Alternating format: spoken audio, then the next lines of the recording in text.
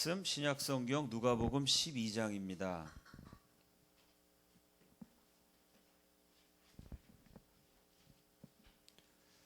누가복음 12장 1절에서 12절까지의 말씀입니다.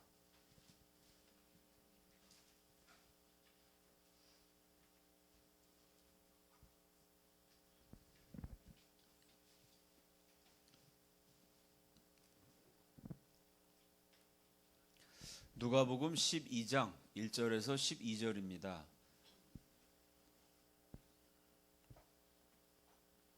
자, 긴 구절이긴 한데 우리가 마음을 모아서 1절부터 12절까지 다 함께 읽겠습니다. 시작. 그동안에 무리 수만 명이 모여 서로 밟힐 만큼 되었더니 예수께서 먼저 제자들에게 말씀하여 이르시되 바리새인들의 누룩 곧 외식을 주의하라. 감추인 것이 드러나지 않을 것이 없고 숨긴 것이 알려지지 않을 것이 없나니 이러므로 너희가 어두운 데서 말한 모든 것이 광명한 데서 들리고 너희가 골방에서 귀에 대고 말한 것이 지붕 위에서 전파되리라. 내가 내 친구 너희에게 말하노니 몸을 죽이고 그 후에는 능히 더 못하는 자들을 두려워하지 말라. 마땅히 두려워할 자를 내가 너희에게 보이리니 곧 죽인 후에 또한 지옥에 던져 넣는 권세 있는 그를 두려워하라. 내가 참으로 너희에게 이르노니 그를 두려워하라. 참새 5마리가 두 아사리온에 팔리는 것이 아니냐. 그러나 하나님 앞에는 그 하나도 잊어버리시는 바 되지 아니하는도다. 너희에게는 심지어 머리털까지도 다 세신 바 되었나니 두려워하지 말라. 너희는 많은 참새보다 더 귀하니라. 내가 또한 너희에게 말하노니 누구든지 사람 앞에서 나를 시인하면 인자도 하나님의 사자들 앞에서 그를 시인할 것이요 사람 앞에서 나를 부인하는 자는 하나님의 사자들 앞에서 부인을 당하리라. 누구든지 말로 인자를 거역하면 사하심을 받으려니와 성령을 모독하는 자는 사하심을 받지 못하리라. 사람이 너희를 회당이나 위정자나 권세 있는 자 앞에 끌고 가거든 어떻게 무엇으로 대답하며 무엇으로 말할까 염려하지 말라. 마땅히 할 말을 성령이 곧 그때에 너희에게 가르치시리라 하시니라. 아멘. 제대로 된 믿음이라는 제목으로 하나님의 말씀 함께 나누겠습니다. 오늘 오랜만에 지성소 예배에서 설교를 하면서 제가 대학부 캠퍼스 사역을 열심히 했던 시절을 떠올렸습니다. 그 무렵에 전 국민의 사랑을 받았던 대하 드라마가 있습니다. 국민 드라마 허준입니다. 많이들 보셨죠? 허준을 통해서 일약 스타덤에 올랐던 여배우가 있습니다. 예진아 씨 역할을 맡았던 황수정입니다. 정숙하고 단아하고 한국적인 전통적인 여인상을 열연해서 수많은 사람들의 사랑을 받았습니다. 그런데 황수정은 예진아 씨가 아니었습니다. 그렇게 근사하게 보였던 여배우가 마약을 하고 바람을 피우다가 결국 경찰에 잡혔습니다. 죄수복을 입고 수갑을 찬 그녀의 모습은 수많은 사람들에게 충격을 주었습니다. 제가 대학부 사역을 할 때 기도 제목을 써내라 그러면 꼭 이렇게 쓰는 형제들이 있었습니다. 주여 예진아 씨 같은 자매를 주시옵소서. 그 황수정의 모습이 수많은 형제들에게 정말 깊은 상처를 남겼습니다. 오늘 우리가 읽은 본문이 그 예진아 씨의 황수정 사건처럼 충격적인 이야기입니다. 오늘 본문 1절을 보겠습니다. 바리새인들의 누룩 곧 외식을 주의하라. 그 당시에 누가 하나님을 제일 잘 믿는 사람인가? 100이면 100 물어보면 한결같이 대답했던 대상이 바리새인들이었습니다. 하나님 믿는 것에 대해서는 자타가 공인했던 챔피언이었습니다. 바리새인들은 성경 전체를 통째로 외웠던 사람입니다. 성경에 계명이 몇 개가 나오는지를 일일이 다 세어보았습니다. 살인하지 말라, 도적질하지 말라, 간음하지 말라, 하지 말라는 금지의 명령이 365개였습니다. 헌금하라, 구제하라, 기도하라, 하라는 긍정적인 명령이 248개였습니다. 그걸 어떻게 일일이 다 셌을까요? 센 정도가 아니라 그들은 그 365개, 248개, 도합 613개의 계명을 완전히 외웠습니다. 그 계명을 철저히 지키겠다는 뜻으로 계명으로 옷을 만들어 입었습니다. 예를 들어서 가슴 한쪽에는 리본을 다는데요. 금지의 명령, 살인하지 말라, 한국말로 하면 살, 도적질하지 말라, 도, 살, 도, 뭐 이런 식으로 365개의 계명에 머리 글자를 따서 리본을 만들어 한쪽 가슴에 답니다. 다른 쪽 가슴에는 기도하라, 헌금하라, 성경 읽어라, 248개의 긍정적인 명령, 역시 머리 글자를 다 따서 계명을 리본에 새겨서 가슴에 답니다. 뿐만 아니고 그 명령 가운데 제일 중요한 것 적어서 팔걸이를 만들고 모자로 썼습니다. 말씀이 패션이었던 사람들이 바리새인들입니다. 제가 앞에서 보니까 말씀을 갖고 패션을 만들어 입으신 분은 여기 한 분도 안 계십니다. 그러니까 우리보다 굉장히 말씀에 있어서 열정적이었던 그들입니다. 기도 생활도 참 철저했습니다. 하루에 3번 시간을 정해놓고 정확하게 기도합니다. 시장에서 장을 보다가도 기도 시간이 되면 장바구니를 내려놓고 그 자리에서 하늘을 우러러 손을 들고 기도를 합니다. 마태복음 보니까 1회에 2번씩 금식하고 그랬습니다. 1회, 일주일에 이틀씩 금식을 했습니다. 그때는 지금처럼 영양 상태가 좋지 않습니다. 1회에 3일 정도 금식하면요. 생업에 종사하기가 어렵습니다. 지금처럼 무슨 컴퓨터로 일하는 게 아니라 주로 육체 노동을 하는 일이 훨씬 많았던 시절입니다. 그 당시 인간의 체력으로 감당하는 게 1회에 2번입니다. 여러분 생각해 보세요. 일주일에 이틀씩 1년 내내 금식을 합니다.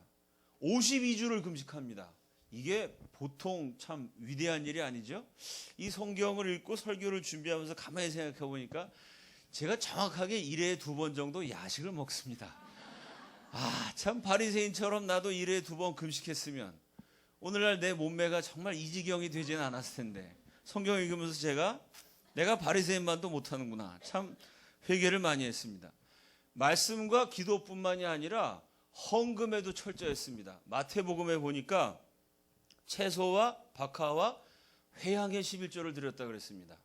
아니 김치 담그느라고 배추 한 포기를 샀는데 이게 채소죠? 채소도 11조를 드립니다. 지독한 사람들이죠.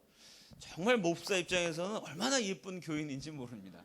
채소 한 포기를 사도 10개로 쪼개서 10분의 1을 11조로 드렸던 헌금 생활에도 철저했습니다. 사랑하는 여러분, 이렇게 말씀과 기도와 헌금에 다 철저했는데 예수님은 누가복음 12장 1절에서 그들의 모든 열심을 외식이라고 폭로하셨습니다. 외식이라는 단어의 뜻이 바로 연기라는 뜻입니다. 정숙한 여인의 연기를 기가 막히게 잘했던 그 여배우가 정숙한 여배우는 아니었습니다. 참 단아하고 아름다운 모습을 열연했는데 수많은 사람들에게 인정과 인기와 칭찬을 받았는데 그건 어디까지나 연기였습니다. 예수님이 마찬가지로 말씀하십니다. 하나님을 정말 잘 믿는 것처럼 보였던 바리새인들인데 그건 신앙이 아니라 연기였습니다. 다 함께 따라합시다. 이왕 믿을 거 제대로 믿자. 아멘이십니까? 여러분 가운데 예수를 한 3년만 믿고 졸업하실 분 계세요? 대학도 4년이니까 내가 한 4년 믿고 이 바닥을 떠나리라. 그런 분 안 계시죠? 저와 여러분은 죽을 때까지 예수 믿어야 할 팔자인 줄로 믿습니다. 이왕 믿을 거면 제대로 믿어야 됩니다. 우리가 평생 신앙생활 했어요. 교회 열심히 다녔습니다. 에스더에도 열심히 나왔어요. 그런 일이 없겠지만 만에 하나라도. 그런데 우리가 하나님 앞에 갔을 때 하나님이 와, 너 연기 진짜 잘하더라. 나도 깜빡 속을 뻔했어. 나도 네가 진짜로 믿는 줄 알았어. 여러분, 만약 하나님이 그러시다면 우리가 웃었지만 이게 바리새인들의 운명 아닌가요? 그렇게 열심히 기도했는데, 그렇게 성경 다 외웠는데, 아니 채소, 배추 한 포기 10조각으로 잘라가면서 헌금 드렸는데 예수님이 그들의 외식을 본받지 말라. 야, 정말 연기 진짜 잘한다. 우리가 평생 예수 믿고 연기라고 평가를 받는다면 세상에 그처럼 비극적인 일은 없을 것입니다. 우리는 믿는 척하기 위해서 모인 것이 아닙니다. 정말로 믿기 위해서 모였습니다. 우리는 믿는 모습으로 인정받기 위해서 신앙생활하는 것 아닙니다. 정말로 가슴 깊이 예수님을 사랑하면서 믿기 위해서 이 밤에도 모였습니다. 그렇다면 예수님이 인정하시는 믿음, 제대로 된 믿음이란 도대체 어떤 것일까요? 첫째로 은혜를 깨닫는 믿음입니다. 하나님의 은혜를 제발 깨달으라, 이런 뜻으로 성경은 참새를 예로 듭니다.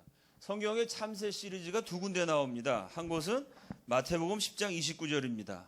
우리 파워포인트 나왔죠? 다 함께 읽습니다.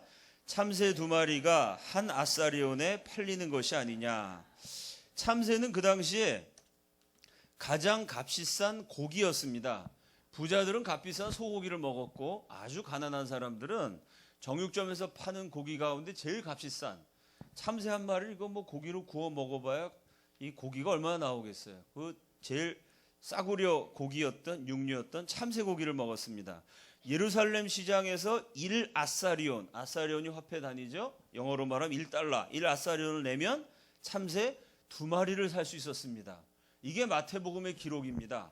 이 기록이 정확합니다. 우린 그냥 성경 읽으면서 그런가 보다 하고 넘어가는데 할 일 없는 사람들이 있죠. 이 성경이 과연 맞느냐 따져보려고 고고학자들이 예루살렘 시장에 대한 기록을 뒤져봤습니다. 그 결과 수년에 걸친 추적 끝에 예수님 당시 예루살렘 시장에 물품 거래소를 발굴했습니다. 거기 물건 품목이 쫙 나오고 가격이 나옵니다. 요즘 말로 하면 영수증이죠. 그래서 발굴해 봤더니 실제로 예루살렘 시장에서 1아사리온의 참새 두 마리가 팔렸다 그럽니다. 정말 할 일이 없는 사람이죠. 뭐 거기에 몇 년을 연구했다는 거죠. 어쨌든 대단한 학문적인 업적입니다. 자, 또 한 곳 참새 이야기가 누가복음 12장 6절입니다. 우리 성경 구절 있죠? 또 한 번 읽습니다. 참새 5마리가 2아사리온에 팔리는 것이 아니냐. 여러분 기록을 잘 보세요. 마태복음에서는 1아사리온의 참새가 2마리였습니다. 그죠? 우리 할 일 없는 학자들이 돼서 한번 따져봅시다.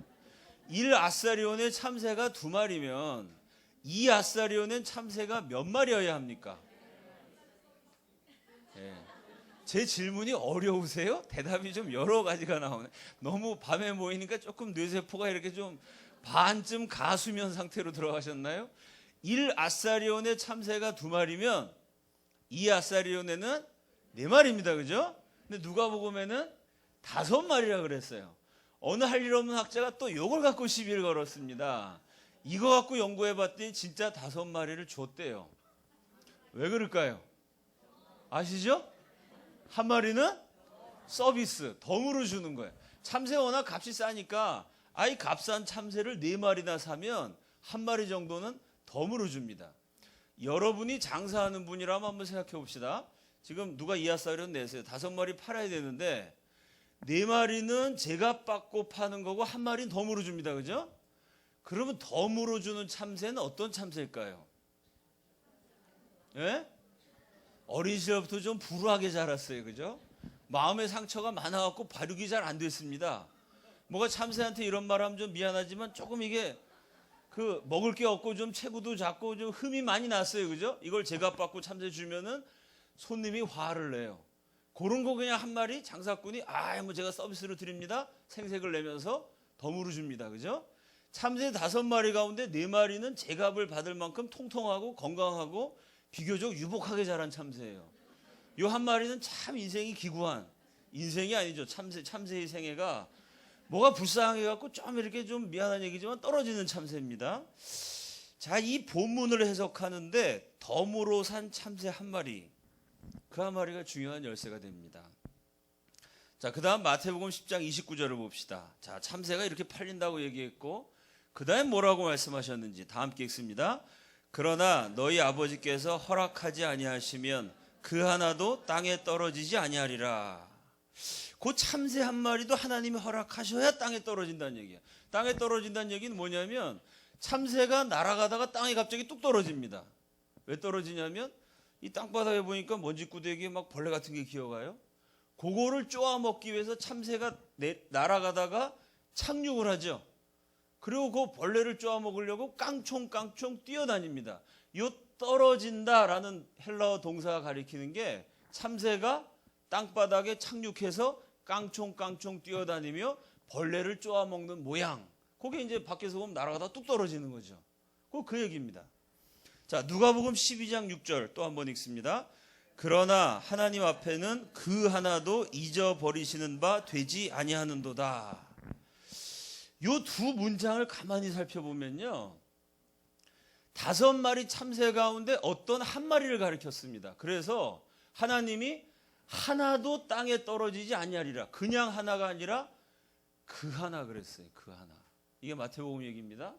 누가복음에서도 하나님이 참새를 다 기억하시는데 그냥 기억하시는 게 아니라 그 하나 그랬습니다. 그 하나. 영어로 말하면 정관사 더가 붙었어요. 헬라어 성경에도 정관사가 붙어 있습니다. 5마리 참새 가운데 특별한 한 마리를 가리킨다는 거예요. 그럼 도대체 5마리 가운데 한 마리가 뭐냐? 20세기의 위대한 성서학자 윌리엄 바클레이가 이 구절을 참 탁월하게 풀어냈습니다. 헬라어 정관사의 여러 가지 용법 중에 하나가 뭐냐면요, 사과가 예를 들어 5개의 사과가 있습니다.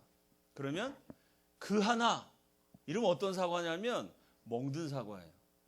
5개 사과 가운데 제일 좀 작고 모자라고 기스가 나고 흠이 많은, 말하자면 여러 개의 사물 혹은 사람 가운데 가장 열등한 한 대상을 가리킬 때 헬라어 정관사가 사용되었던 용법이 있습니다. 윌리엄 바클레이는 그 헬라어 용법이 이 구절에 적용됐다는 거예요. 아까 보여드린 그 구절에 참새 5마리 가운데 그 하나라도 하나님이 잊어버리지 않으신다. 그 하나라도 땅에 떨어지지 않는다. 그 하나는 덤으로 팔린 참새다. 이렇게 해석했습니다. 여러분, 이 구절이 무슨 뜻인지 한번 생각해 봅시다. 동물의 예를 드셨는데 동물의 왕인 사자 얘기가 아닙니다. 새들 가운데 으뜸인 독수리 얘기도 아니에요. 동물과 새를 통틀어서 가장 보잘것없는 참새. 얼마나 보잘것없냐면 그 당시 정육점에서 파는 고기 가운데 제일 싸구려, 값싼, 가난한 사람들이 먹던 참새 얘기입니다. 그 참새 중에서도 서열이 있는데 제값받고 팔리지 못하는 서비스로 주는 덤으로 얹혀가는 참새입니다. 자, 덤으로 팔린 참새가 뭐 대단한 일 하는 거 아니에요? 날아가다가 먼지바닥을 기어다니는 조그만 벌레 한 마리를 보고 그걸 먹으려고 착륙해서 깡총깡총 뛰어다니는 거. 그게 참새가 떨어진다고 표현했죠. 덤으로 팔린 참새가 그 조그만 부리 가지고 지저분한 벌레 한 마리를 쪼아 먹는 것까지도 우리 하나님이 사랑과 애정이 깃든 눈길로 바라보신다는 겁니다. 예수님이 무슨 얘기를 하고 싶으셔서 이렇게 참새를 예를 드셨을까요? 덤으로 팔린 참새 한 마리까지도 사랑하신다면, 그러니까 뭐 예수님이 참새 예를 드시고 덤으로 팔리는 것까지 정관서로 표현하신 거는 가장 보잘것없는 것이란 뜻이죠. 가장 보잘것없는 참새 중에서도 보잘것없는 덤으로 팔린 참새. 그 참새가 음식 중에서도 가장 보잘것없는 더러운 먼지구데기 속에 기어다니는 벌레. 그거 하나 쪼아 먹는데도 하나님이 사랑이 깃든 눈길로, 애정이 깃든 눈길로 바라보셔서 하나님이 그것까지도 허락하셔서 하나님의 허락하에 하나님의 은혜와 사랑 속에 참새가 벌레를 쪼아 먹는다고 예수님은 말씀하셨습니다. 사랑하는 여러분, 이 말씀이 누구를 위한 말씀이겠어요? 예수님이 참새를 너무 사랑하셔서 참새에 대한 애정을 과시하시려고 이렇게 말씀하셨을까요? 그렇지는 않을 것입니다. 자, 참새 얘기를 누가복음 12장 6절에서 하셨어요. 결론은 12장 7절입니다. 다 함께 읽습니다. 너희에게는 심지어 머리털까지도 다 세신 바 되었나니 두려워하지 말라. 너희는 많은 참새보다 귀하니라. 그렇게 보잘것없는 참새까지도 하나님이 사랑하신다면 하나님이 직접 흙으로 진흙을 빚어서 만드시고 그 코에 생기를 불어 넣으셔서 생명이 되게 만드신 저와 여러분은 얼마나 더 사랑하시겠느냐. 덤으로 팔린 참새까지 하나님이 사랑과 애정이 깃든 눈길로 바라보신다면 저와 여러분의 일거수일투족, 우리의 하루하루, 우리의 매일매일의 삶의 형편과 진행되는 상황을 하나님이 얼마나 놀라우신, 얼마나 광대하신 그 사랑과 애정이 깃든 눈길로 우리를 바라보시겠느냐. 성경은 결국 그 얘기를 하고 싶은 것입니다. 하나님 아버지는 저와 여러분의 머리털까지도 세어가시면서 사랑하십니다. 그렇게 세심하게 우리를 돌보십니다. 사랑하는 여러분, 신앙이란 무엇이냐? 제대로 된 믿음은요, 내가 하나님을 사랑하기 전에 하나님이 나를 사랑하셨다는 것을 받아들이는 믿음입니다. 내가 하나님을 위해서 무언가 하기 전에 하나님이 나를 위해서 너무나 많은 것을, 너무나 위대한 일들을, 너무나 아름다운 일들을 행하셨다는 것을 받아들이는 믿음입니다. 하나님이 얼마나 나를 사랑하셨냐면요, 나 하나를 살리기 위해서 한 분밖에 없는 외아들 독생자 예수 그리스도를 죽이셨습니다. 내가 지옥 형벌 받는 것을 면제시켜 주시려고 하나님의 한 분밖에 없는 독생자 예수 그리스도께서 지옥의 형벌을 맛보셨습니다. 내가 지은 죄의 대가는 내가 치러야 되는데, 분명히 그것이 정의인데, 그것이 분명히 공평인데, 하나님은 그 정의와 공평을 내가 아니라 예수 그리스도에게 적용시키셨습니다. 내가 받아야 될 십자가의 그 모진 고통을, 극심한 고난을 자기 아들에게 대신 덮어 씌우시면서까지 하나님은 저와 여러분을 죄 가운데서 구원하셨습니다. 이렇게 내가 하나님을 사랑하기도 전에 하나님이 자기 아들까지 버리시는 더 이상 사랑할 수 없는 극한의 사랑으로 나를 사랑하신 그 은혜를 먼저 받아들이는 것, 그것이 제대로 된 믿음입니다. 제 친구 아버지가 목사님이십니다. 그분은 매일 침대에서 주무시는 것이 아니고 강대상에서 주무십니다. 교인들을 위해서 기도하다가 강대상에서 주무시고, 또 거기서 시간이 되면 깨어나셔서 곧바로 새벽 기도를 하십니다. 저랑 같은 목사지만 참 이렇게 목사도 격이 다르고 수준이 다르고 좀 종자가 다르구나. 제가 그분을 뵐 때마다 그런 생각을 합니다. 제가 친구한테 얘기했어요. 야, 니네 아버지 진짜 나도 같은 목사지만 정말 훌륭하시다. 존경스럽다. 그래서 제 친구가 뭐라고 얘기하냐면, 야, 너는 우리 아버지가 존경스럽냐? 나는 우리 아버지가 불쌍해. 아니, 그 훌륭하신 목사님이 왜 불쌍하냐 물어봤더니, 그분이 과거에는 아주 큰 교회를 목회하셨어요. 어느 도에서 제일 큰 교회였습니다. 교회가 막 부흥하다가 갑자기 재정적인 문제가 생겼어요. 재정 담당하시는 분들이 어떻게 투명하게 안 하셔갖고 그것 때문에 분란이 나서 교회 싸움이 났습니다. 목사님이 예배를 설교를 하시는데 교인들이 막 와갖고 목사님을 멱살을 쥐고 끌어내고 교회가 쪼개지셨어요. 결국 목사님이 그 교회에서 쫓겨났죠. 그리고 다른 지역 가서 개척을 하셨는데 그 다음부터는 목회가 잘 안 되셨어요. 젊었을 때는 큰 교회 하셨는데 아주 한국교회 유망주로 유명하셨는데, 그 후로는 그냥 가는 데마다 조그만 교회 계속 개척하시다가 안 되고 개척하시다가 안 되고 이러다가 결국 은퇴를 맞이하게 되신 겁니다. 그런 사이에 세월이 흐르고 또 환갑도 넘으시고 은퇴할 때도 되니까 병도 생기셔서 건강도 약해지셨어요. 자, 이제 목회를 마무리할 시점이 돼서 저희 선배 목사님이신 그분의 마음속에는 죄송함만 가득 찼다는 거예요. 그 아들이 그렇게 얘기합니다. 우리 아버지가 왜 기도하는 줄 아니? 하나님께 죄송해서. 내가 젊었을 때 큰 교회를 했는데 그렇게 목회를 좀 잘해서 하나님께 영광을 돌렸어야 되는데 내가 이렇게 참 어떻게 그 교회를 잘 제대로 컨트롤을 못하고 교회가 쪼개지고 그 후로 내가 조그만 교회만 목회하다가 이렇게 목회를 마무리하려니 그저 하나님 앞에 생각하는 건 죄송한 마음밖에 없다. 연세가 드셔갖고 젊었을 때만큼 막 힘께도 못하시고 또 병도 생기셔갖고 참 그 열정에도 좀 한계가 생기시고, 그러니까 이제 내가 할 수 있는 것이라고는 강대상에서 교인들 위해서 기도하는 것밖에 없다. 그 죄송한 마음에 주님, 제가 목회를 잘 못해서 죄송합니다. 그런 마음에 늘 강대상에서 기도하다가 거기서 주무신다는 거예요. 저는 그분을 존경합니다. 같은 목사지만 정말 저랑은 좀 이렇게 노는 물이 다르시다, 이렇게 생각을 합니다. 근데 저는 그분이 행복하신 목사님이라고는 생각하지 않습니다. 여러분, 하나님이 목회를 잘하셔서 큰 교회가 되는 그런 목사만 사랑하실까요? 작은 교회 목사는 하나님이 사랑하지 않으실까요?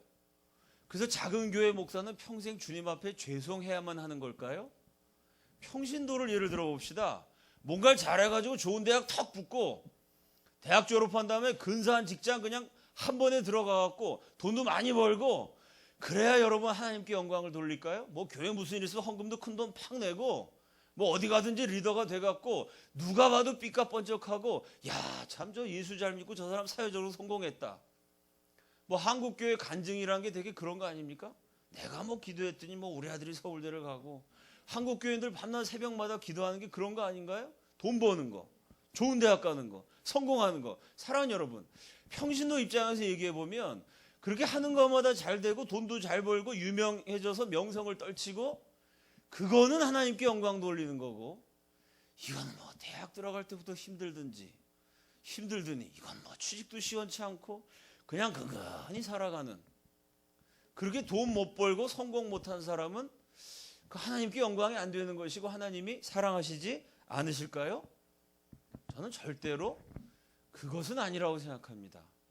축복을 사모하는 믿음은 정말로 훌륭한 것이고 마땅히 가져야 되는 것이지만, 이제는 한국교회가 성공과 축복을 동일시하는 기복신앙의 우상숭배에서 이제는 벗어날 때도 되었다고 저는 믿습니다. 어느 날 제 아내가 저한테 와서 이렇게 얘기한다고 생각해 봅시다. 목사님, 제가 미스코리아가 돼야 되는데 참 미스코리아처럼 이쁘지 못해갖고 정말 죄송합니다. 제 아내가 어느 날 그러고 가요. 그 다음날 또 저한테 옵니다. 목사님, 저 이영애는 산소 같은 여자라 저렇게 나이가 들어도 여전히 이쁜데 제가 참 이영애처럼 산소 같은 여자가 돼야 되는데 저는 아무래도 산소가 아니라 탄소인 것 같고 실소인가? 뭐 이러면서 제 아내가 저한테 그렇게 말하고 갔다고 생각해 봅시다. 제가 어떻게 생각하겠어요? 야, 우리 마누라가 진짜 겸손하구나. 지가 미스코리아가 아니고 산소 같은 여자가 아닌 걸 저렇게 알 만큼 참 마음이 겸손한 심령이구나. 제가 그렇게 생각할까요? 아니 도대체 무슨 불만이야? 뭘 잘못 먹었나? 저 여자가 왜 저래? 제 아내가 미스코리아여서 제가 사랑하는 게 아닙니다. 제 아내가 산소 같은 여자 이영의 수준이기 때문에 제가 사랑하는 게 아닙니다. 제 아내이기 때문에 사랑합니다. 사랑한 눈으로 보니까 오늘도 제가 설교하러 오는데 저희 집사람이 자기야 뭐 기도할게 잘하고 와 그러고 뽀뽀를 딱 해주는데 그냥 결혼 14년 됐지만 제가 보기엔 미스코리아나 이영애보다 훨씬 이뻐요. 우리 마누라가. 진짜입니다. 진짜 저는 그런 확신이 있어요. 여러분, 하나님도 마찬가지 아니겠어요? 하나님도 저와 여러분을 보실 때 우리가 뭘 잘해서 예뻐 보일까요? 우리가 뛰어나고 유능하고 성공한 사람이기 때문에 하나님이 사랑하십니까? 자식이기 때문에 사랑하시는 것이고 구원받은 백성이기 때문에 사랑하신 것이고 십자가의 피로 그렇게 하나님이 정말 구출하고 싶으셨던 아들이고 딸이고 자녀이기 때문에 사랑하시는 것입니다. 우리가 뭘 잘해서 사랑하시는 것이 아니고 참새 한 마리까지 사랑하신 그분의 본질 자체가 사랑하시기 때문에, 보잘것없는 덤으로 팔린 참새까지 사랑하시는 그분이 그 아들 예수 그리스도의 십자가의 피값으로 사신 저와 여러분을 보면 우리가 잘났건 못났건 우리가 어떤 업적을 이루었건 안 이루었건 상관없이 우리만 보면 너무 좋으시기 때문에, 너무 가슴이 벅차오르시기 때문에, 사랑하지 않을 수가 없기 때문에 저와 여러분을 사랑하시는 줄로 믿습니다. 신학자 벤자민 워필드는 은혜라는 단어를 이렇게 정의했습니다. 은혜란 사랑받을 자격이 없는 죄인들에게 부어주시는 하나님의 사랑이다. 사랑받을 자격이 있어서 사랑받는 건 거래입니다. 그건 흥정입니다. 그건 계산이고 그건 대가입니다. 신학적인 용어로 말하면 그게 바로 율법입니다. 우리는 율법이 아니라 은혜로 구원받은 사람입니다. 내가 사랑받아 마땅한 자격이 있으니까, 그런 성취를 이루었으니까 대가로, 보상으로, 율법으로 우리가 구원받은 게 아닙니다. 우리는 은혜로 구원받았습니다. 나는 사랑받을 자격이 없어요. 여러분, 하나님의 사랑에 합당한 자격을 갖추셨나요? 여러분이 얼마나 대단한 사람이기에 위대한 나를 위해서 예수님이 십자가에 죽어 마땅한 그만한 업적을 이루셨습니까? 우리는 자격이 없습니다. 자격이 없는 우리를 향하신 조건 없는 하나님의 사랑, 바로 그것이 은혜입니다. 자격은커녕요. 자격이 있다면 지옥 갈 자격입니다. 자격이 있다면 심판받을 자격입니다. 내가 갖추어 놓은 자격이 있다면 멸망받기에 충분한 자격을 저와 여러분은 가지고 있습니다. 내 죄 때문에 예수님이 죽으셨거든요. 죽은 건 예수지만 죄는 내가 졌어요. 그건 내가 져야 될 십자가였습니다. 내가 벌받아 마땅할 자격을 가지고 있는데, 그런데 하나님이 나를 조건 없이 사랑해 주셨으니 이것이야말로 은혜입니다. 그 은혜로 구원받았고 그 은혜로 하나님의 사랑을 우리는 오늘도 누리고 있는 것입니다. 제가 예로 든 목사님은 정말 훌륭하신 분입니다. 그러나 감히 평가하자면 행복한 분은 아닙니다. 바리새인들은 정말 열심히 하나님 믿었습니다. 그러나 그들의 믿음은 참된 것이 아니었습니다. 왜냐하면 열심히 노력하는 인간의 성취는 있었지만 그들은 은혜를 몰랐기 때문입니다. 지금도 마찬가지예요. 아무리 교회를 열심히 다녀도 은혜를 깨닫지 못한다면, 은혜에 대한 설교를 들어서 머리로는 은혜를 알았지만 가슴 깊이 그렇구나, 내가 하루하루 사는 게 정말 하나님의 은혜구나, 나처럼 자격 없는 자를 하나님이 이토록 사랑하셨구나, 그 은혜를 깨닫지 못하면요, 교회를 백날 다녀도 인간은 절대로 행복할 수 없습니다. 뒤집어서 말하면 그 은혜를 깨닫는다면 우리는 세상에서 가장 많은 것을 가진 사람입니다. 그 은혜가 우리 마음속에 머무른다면 우리는 세상에서 가장 행복한 주의 자녀인 줄로 믿습니다. 그러면 내가 잘할 때뿐만 아니라 못할 때도 하나님이 나를 사랑하시면 그게 은혜라 그랬죠? 내가 죄를 지어도 하나님이 나를 사랑하시면, 그럼 죄를 마음대로 지어도 될까요? 내가 잘 못해도 하나님이 사랑하시니까, 막 살아도 하나님이 사랑하시니까 대강 생활해도 될까요? 그렇지 않습니다. 그럴 수 없습니다. 내가 죄를 짓는 그 순간에도 하나님이 나를 사랑하신다는 것을 정말로 믿으면요, 그 사랑과 은혜가 너무 고마워서, 그렇게 은혜를 부어주신 하나님께 참 너무 미안해서 죄를 조금이라도 덜 짓게 됩니다.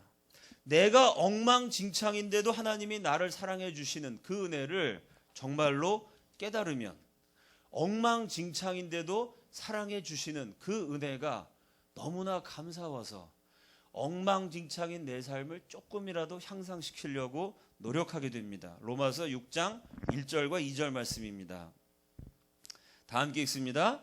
그런즉 우리가 파워포인트 없나요? 제가 읽어드릴게요. 그런즉 우리가 무슨 말을 하리요? 은혜를 더하게 하려고 죄에 거하겠느냐? 그럴 수 없느니라. 그럴 수 없습니다. 하나님이 내가 잘 못해도 사랑하시니까 그럼 그냥 막 해도 되느냐? 내가 그냥 죄를 지을 때도 사랑하시니까 죄를 마음대로 지어도 되느냐? 이론상 가능할지 몰라도 정말 그 은혜를 가슴 깊게 깨달으면요, 그럴 수 없습니다. 그 은혜가 너무 고마워서 열심히 노력하면서 애쓰게 됩니다. 설교자로서 저의 체험을 말씀드립니다. 제가 도사였던 시절에는, 도사는 전도사의 준말입니다.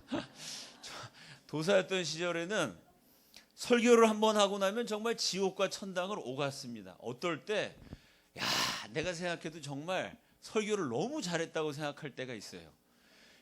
그렇게 설교하고 오면요, 제가 17층 살았는데 하나님이 바로 내 위층 18층에 살고 계신 것 같아요.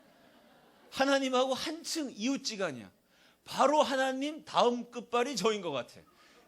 막 하늘 문이 열리고 은혜가 쏟아지는 것 같고, 오늘 설교 내가 야구로 치면 말로 홈런을 깠다. 어찌나 기분이 좋은지 그냥 막 날아다니는 것 같습니다. 그때는 정말 안타까웠습니다. 내가 이렇게 설교를 잘하는데 왜 조국이 나를 몰라주는지 정말 괴로웠던 도사 시절이 있었습니다. 반대로 오늘 정말 설교를 못하면 그렇게 마음이 비참하고 초라할 수가 없습니다. 설교에 죽을 쓴 그 목사의 참담한 심정, 그거는 겪어보지 않은 사람은 진짜 모릅니다. 진짜 뭐 설교하고 내려왔는데 뭐 전도사님 은혜 받았어요, 저게 날 위로하려고 거짓말을 치는구나. 사람들 말이 고지 안 들어요. 내가 이래갖고 무슨 목회를 하나. 설교를 한번 망치고 나면 정말 마음이 괴롭고 비참했습니다. 근데 제가 어느 날 물론 그리스도인으로서의 은혜를 받았지만 제 직업적인 영역에서 설교자로서의 은혜를 깨달았어요. 야, 내가 설교를 잘하고 못하고 그게 중요한 게 아니구나. 하나님이 나 같은 죄인에게 은혜를 주셔서 천사도 흠모할 만한 직분, 복음을 나누고 하나님 말씀을 가르칠 수 있는, 야, 나 같은 것에게 과분한, 분에 넘치는 이런 은혜를 주셨구나. 설교할 수 있다는 것 자체가 은혜인 것을 깨달았습니다. 그 다음에는요, 제가 뭐 설교를 좀 잘했다고 뭐 하나님이 위층에 살고 계신다든지 뭐 나랄 것 같다, 뭐 설교를 잘하면 뭐 인간이니까 저도 기분은 좋지만 그게 뭐 그렇게 크게 제 인생에 영향을 못 미칩니다. 반대로 제가 오늘 설교를 좀 죽썼다 그래도 뭐 좀 찜찜하긴 하지만 그렇게 괴롭진 않아요. 왜냐하면 망친 설교를 통해서도 하나님은 은혜를 주시거든요. 나는 죽썼다고 생각했는데 하나님이 그 설교를 통해 오히려 더 많이 역사하신 적이 많거든요. 내가 기가 막히게 잘했다고 생각했을 때 나는 뽐내고 싶었지만 사람들 가운데는 별 반응이 없었던 적도 많거든요. 이게 은혜로 되는 거지 무슨 내 성취와 재능, 물론 뭐 설교자로서의 성취와 재능 이런 게 뭐 저를 뿐만 아니라 어떤 설교자라도 영향이 없다고 말할 수는 없지만 그렇다고 저는 그게 크다고 생각하지도 않습니다. 정말 중요한 것은 설교자로 불러주신 하나님의 은혜. 내가 죽는 날까지 감사해야 될 것은 나 같은 인간에게 이런 일을 맡기신 하나님의 은혜고, 잘하건 못하건 상관없이 하나님이 하나님의 주관과 섭리와 역사에 의해서, 하나님의 결정에 의해서, 나에 의해서 좌우되는 것이 아니고 하나님의 뜻에 의해서 은혜 받을 자에게 설교를 통해서 은혜를 주시니 그게 얼마나 감사한지 모르겠습니다. 그 다음부터 제가 정말 설교에 대해서 자유해졌어요. 사랑하는 여러분, 그러면 내가 설교를 못해도 교인들이 은혜를 많이 받더란 말이죠. 내가 망쳐도 하나님 은혜를 주시는 걸 제가 확인했거든요. 아니 설교를 죽서도 하나님 은혜를 주시니까 그 은혜를 아니까 그 다음부터는 제가 설교 준비를 대충 했을까요? 그렇지 않습니다. 그럴 수 없습니다. 아니 망친 설교를 통해서도 하나님의 은혜를 주시는데 그 은혜를 깨달은 목사가 어떻게 설교 준비를 게을리할 수가 있겠어요? 더 열심히 합니다. 물론 뭐 내가 열심히 노력한다고 잘 되는 게 아니라는 거 믿지만 설교 한번 잘해보려고 제 나름대로 꽤 많이 노력을 합니다. 제대로 된 믿음에서 제대로 된 정체성이 나옵니다. 제대로 된 믿음이 첫째로 은혜를 깨닫는 것이라면 저와 여러분의 정체성은 첫째로 은혜를 입은 자입니다. 옆 사람에게 얘기해 봅시다. 당신은 은혜 입은 자입니다. 아멘이십니까? 여러분의 첫 번째 가는 정체성은 그 은혜를 입은 사람, 은혜를 받은 사람, 은혜 받을 만한 자로 하나님께 선택된 사람, 그 은혜를 받아 누리는 사람입니다. 특별히 여기 모이신 분들은 은혜 가운데서도 싸우는 은혜를 받으신 것 같아요. 이번 주에도 한판 싸우셨죠?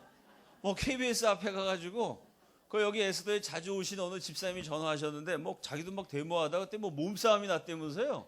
제가 대구에 강의하러 갔었는데 뭐 몸싸움 났는데 막 밀치에 오르니까 마음이 확 뜨거워지더래요. 그래갖고 와 막 이렇게 주변을 두리번거렸대요. 뭐 이렇게 보도블록이나 뭐 들을 거 없나 이러고. 예, 좀 가끔 은혜가 그렇게 과격하게 임하는 경우도 있어요. 저도 목요일 날 제가 되게 바빴는데 딴 스케줄을 다 취소하고 마침 또 저희 교인이 KBS에 일하는 교인도 하나 있어서 뭐 교인 신방도 할 겸 나도 KBS에 가서 간만에 한번 몸을 풀고 나도 한번 구호를 외쳐보리라 뭐 이러고 제가 목요일 스케줄을 다 비웠는데 참 하나님이 내 은혜가 내게 족하다 뭐 이러시면서 너는 거기까지 해라 이러고 갑자기 수요일 밤 12시에 뭐 KBS에서 꼬리를 내렸다. 그래서 야 내가 간만에 쉬는 은혜를 누리겠구나. 그리고 저희 집사람과 기대에 부풀어서 야 오랜만에 우리 영화를 한 편 볼까? 야 좀 날이 춥긴 하지만 계곡을 갈까라고 막 생각을 하고 있었으나 역시 저에게도 어제 싸우는 은혜가 임해가지고 하루 종일 싸웠습니다. 새벽 기도 설교하고 마치고 11시 반까지 싸웠어요. 이메일을 막 몇 통을 쓰고 전화를 어제 막 수십 통을 했을 거예요. 제가 싸웠던 주제는 아니 그 어느 기독교 대안학교에서 현대사를 가리키는데 교과서에 이렇게 써 있습니다. 선교사들은 서양 군대의 앞잡이였다. 6.25 전쟁을 통해 우리 민족끼리 전쟁하는 사이에 미국은 막대한 이익을 챙겼다. 이승만은 미국에게 나라를 팔아먹으려고 했다. 요따우로 이건 종북 세력들이나 좋아할 만한 교과서를 기독교 대안학교에서 버젓이 가르쳤어요. 6년 7년 동안. 그게 잘못됐는지도 모르고 학부모들이 뭐 들고 일어나서 싸웠는데 또 뭐 그 싸우시는 분들이 어떻게 또 지난번 하여간 이 에스더에 대해서 제가 유감이 정말 많습니다. 에스더 때문에 제 인생이 얼마나 바빠졌는지 여기 올 때마다 일이 하나씩 생겨요. 처음에는 주일날 저녁 설교를 한번 왔다가 금요기도 철회 설교 한번 하고 그러고 나서 어노인팅 수련회인가를 하고 그리고 막 갑자기 또 책을 쓰게 되고 그리고 뭐 지저스 하미를 연령별로 쫙 띄고 하여간 뭐 엄청 바빠졌는데 그러고 뭐 지난번에 또 여름이 지나서 야 이제 여름 한철 장사가 끝났으니까 가을부터 좀 쉬겠다 했더니 또 뭐 지성소 예배가 있어서 왔다가 뭐 대신대 고신대 또 강의를 맡았어요. 뭐 대구 뛰고 막 부산 뛰고 막 정신이 없습니다 요즘. 근데 어떻게 바빠졌냐면요. 제가 강의하는 강의를 들으신 분들이 뭐 심심하면 전화를 해요 저한테. 어찌나 후회가 되는지. 저한테 전화하실 분은 나가십시오. 뭐 이러면서 제가 앞으로 강의할 생각이죠. 이승만 강의를 들은 분들이 학교에서 이승만에서 가르친 것과 제 강의가 다르니까 뭐 문제만 있으면 저한테 전화를 해요. 그래갖고 뭐 가서 제가 본의 아니게 그 분쟁에 끼어서 뭐 저도 막 메일 쓰고 막 기독교 학교에서 빨갱이나 길러내고 각성하라 뭐 이런 문건도 쓰고 뭐 가서 싸우기도 하고 막 어제 하루 종일 싸웠어요. 하루 종일. 오늘까지 피곤해. 여러분 우리가 왜 싸웁니까? 예수를 믿어도 좀 점잖고 나이스하고 세련되게 믿지. 우리가 왜 투쟁하는 그런 대열에 동참하게 됐나요? 저는 하나님의 은혜를 받은 자이기 때문이라고 생각합니다. 우리는 은혜 받은 자이기 때문에 싸웁니다. 하나님 아버지의 은혜를 정말 확실하게 받았기 때문에 어버이 수령의 은혜를 말하는 자들과 싸울 수밖에 없는 것입니다. 이 대목에서 좀 감동을 받을 줄 알았더니 이렇게 또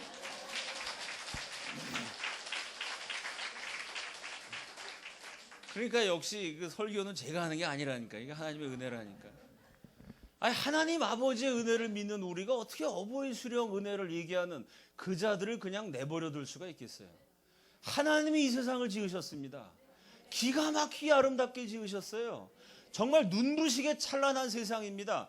하나님이 세상을 이렇게 아름답게 만드셨는데 이 세상을 음란과 쾌락으로 더럽히려는 세력에 대해서 그 아름답게 지으신 세상을 관리해야 하는 은혜를 입은 우리가 싸우지 않을 수 없습니다.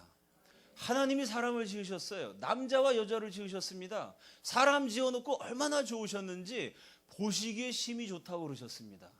보시기에 심히 좋은 남자와 여자로 지음받은 우리가 그 창조의 은혜를 입은 우리가 어떻게 남자가 남자와 더불어 부끄러운 짓을 하고 여자가 여자로 더불어 부끄러운 짓을 하는 것도 괜찮다고 말하는 그 어둠의 세력들과의 싸움을 우리가 어떻게 거절할 수가 있겠어요? 하나님이 생명을 지으셨습니다. 생명은 신성한 것입니다. 그런데 하나님으로부터 창조된 은혜를 입은 우리가 어떻게 뱃속에 있는 아기들이 하나님의 은혜로 창조된 아기들이 태어나기 전에 햇빛을 보기도 전에 낙태란 이름으로 살인당하고 있는 이 비극의 땅에서 그 죽음의 세력에 맞서서 은혜를 입은 우리가 생명의 은혜를 받은 우리가 어떻게 싸우지 않을 수가 있을까요?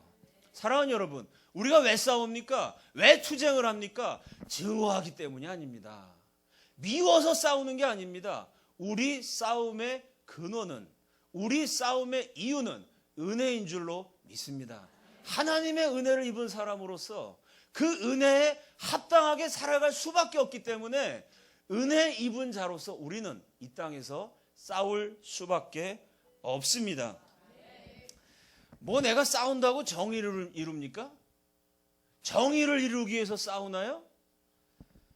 내가 불의한 지 얼마나 잘 아는데 불의한 나를 통해서 이 땅에 하나님 나라를 이루어 가시는 하나님의 은혜가 있기 때문에 아무리 생각해도 나는 불의한 자이고 나는 부정의한 자인데 그런 나를 통해서 하나님은 이 땅에 정의의 진리를 외치기를 원하시기 때문에 그게 은혜죠. 내가 불의한 자인데 낙태하는 자만 불의합니까? 동성애하는 자만 불의해요? 저와 여러분이나 동성애한 사람보다 우리가 더 의롭다고 말할 근거가 있나요? 동성애하는 사람도 지옥 가는 인생이고 저도 지옥 가는 인생이고 여러분도 지옥 가는 인생 똑같습니다. 인생은. 그런데 우리는 거기서 구원이라는 십자가라는 은혜를 받았거든요. 내가 불의한 자인데 그런 나에게 은혜를 주셨기 때문에, 불의한 내가 정의를 외치는 것조차 은혜이기 때문에 은혜 입은 자로서 우리는 싸웁니다. 이 하나님의 은혜 안에서 진리의 싸움을 멈추지 않는 그리스도 예수의 좋은 군사들이 되시기를 예수 그리스도의 이름으로 축원합니다. 제대로 된 믿음은 첫째로 은혜를 깨닫는 믿음입니다. 둘째로 증거하는 믿음입니다. 오늘의 본문 8절 말씀해 보시면 사람들 앞에서 예수님을 시인할 때 예수님도 하나님의 사자들 앞에서 우리를 시인할 것이라고 말씀하셨습니다. 11절에 보시면 전도하다가 잡혀갔다고 겁내지 말아라. 왜냐하면 그때 성령님이 할 말을 가르쳐 주신다고 약속합니다. 성령님이 우리 입에 할 말을 가르쳐 주시니까 뭐 말을 좀 못한다고 기죽지 말고 담대하게 복음을 증거하라, 전도하라, 그런 말씀입니다. 제리 포렐 목사님이 총체적 전도라는 개념을 소개하셨습니다. 가능한 모든 방법으로 가능한 모든 사람에게 가능한 모든 시간에 복음을 전하라, 이런 방법입니다. 글자 그대로 총체적인 방법입니다. 첫 번째는 우리 입술로 시작하는 것입니다. 다 함께 따라합시다. 무조건 전하자. 여러분 꼭 말을 잘해야 되는 거 아닙니다. 말이 되건 안 되건 신경 쓸 거 없습니다. 하나님이 얼마나 좋으신지를 깨달은 그 뜨거운 마음을 가지고 그냥 전하면 됩니다. 뭐 전도하는 게 어려우시면 그냥 예수 믿어보세요. 정말 좋습니다. 교회 나와갖고 신앙생활하니까 얼마나 좋은지 몰라요. 내가 감격에 찬 눈빛으로 진심이 담긴 목소리로 내 가슴에 있는 예수를 꺼내서 보여주면, 전달하면 그게 가장 훌륭한 전도입니다. 제가 옛날에 젊은이 사역할 때 대학부에서 그런 얘기를 했어요. 야, 말을 잘하는 게 전도가 아니다. 뭐 꼭 신앙생활 열심히 해서 제자훈련 받아갖고 이 뭐 사역리 순서 틀리지 않고 그대로 하는, 그렇게 하면 제일 좋지만 못해도 좋으니까 그냥 여러분이 깨달은 예수, 여러분이 만난 예수를 내가 예수 만나보니까 예수 믿으니까 정말 좋다. 교회 가보니까 정말 좋다. 진심으로 얘기하면 하나님이 그 진심을 통해 역사하신다. 제가 이렇게 설교를 했어요. 그날따라 우리 대학부에서 아주 그냥 최고로 날라리로 그냥 머리를 그냥 반은 파란색 반은 빨간색 뭐 이렇게 물들이기도 하고, 하여간 신발도 짝짝이로 신고 오고, 하여간 제일 날라리 같은 녀석이 그날따라 그 설교에 아주 은혜를 크게 받았어요. 그 집에 가서 생각을 했답니다. 야, 나는 누가 봐도 날라리인데 이런 내가 전도를 한다? 전도는 그 뭐 전도사님 같은 분이 하시는 거지. 내가 전도를 할 수 있을까? 근데 이번 주에 뭐 전도사님이 뭐 그 전도하라고 막 그러셨는데, 그럼 심심한데 이런 거나 한번 해볼까?